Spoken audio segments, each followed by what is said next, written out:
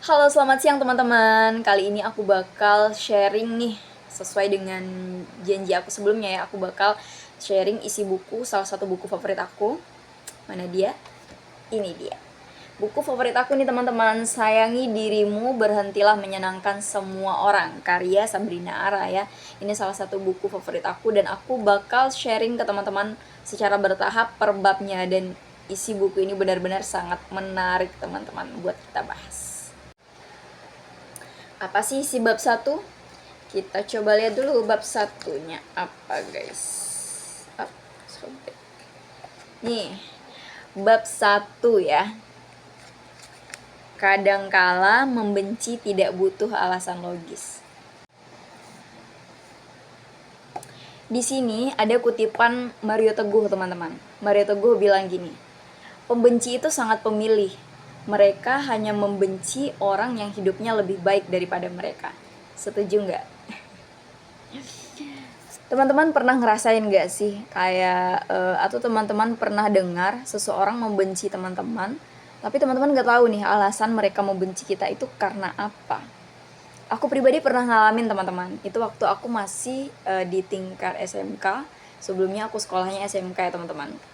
Aku pribadi pernah dibenci sama orang yang aku nggak tahu sampai sekarang alasan dia dulu membenci aku itu kenapa.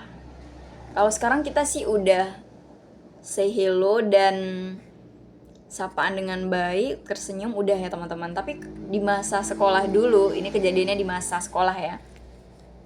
Dia tuh benar-benar pas papasan sama aku itu, dia buang muka banget teman-teman. Benar-benar nggak mau ngeliat sama sekali.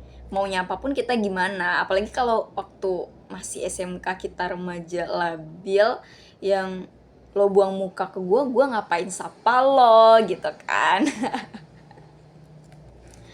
Nah, jadi di sini aku baru sadar sesuai dengan judul bab 1 ini bahwa kadangkala membenci tidak butuh alasan yang logis. Karena setelah aku telusuri teman-teman, aku juga nggak tahu kenapa dia membenci aku. Kita sekelas enggak, kita dekat enggak, kita cuma sekedar kenal, tapi kenapa dia begitu membenci aku? Aku salah apa gitu kan teman-teman? Dia sampai kayak apa ya, tapi setelah aku selidiki, setelah aku berpikir nih sekarang, mungkin kalau dari segi materi hidup dia tuh sebenarnya lebih banget dari aku, tapi di sisi lain aku adalah seseorang yang mungkin sedikit mendapat perhatian di masa sekolah karena aku bisa dikatakan cukup berprestasi. Nggak sombong ya teman-teman ya. Kalau diingat-ingat ini beneran lucu teman-teman, karena waktu SMK itu adalah masanya gue banget menurut aku ya. Masanya menikmati hidup, wah penuh kebebasan. Ikut hampir seluruh organisasi yang bergengsi di sekolah, kayak aku ikut OSIS, aku ikut pramuka, aku ikut bridge, aku ikut pers penyiaran, dan ya beberapa organisasi lainnya yang sebenarnya aku nggak aktif di situ, tapi ketika ada event yang menurut aku cukup besar, aku diikut sertakan seperti itu. Bahkan nih, teman yang aku ajak untuk ikut bergabung dalam organisasi ini, si pembenci itu tadi sampai bilang kayak gini, lo ngapain sih mau ikut-ikutan organisasi begituan? Kalian pasti cuman berharap nasi bungkus gratis.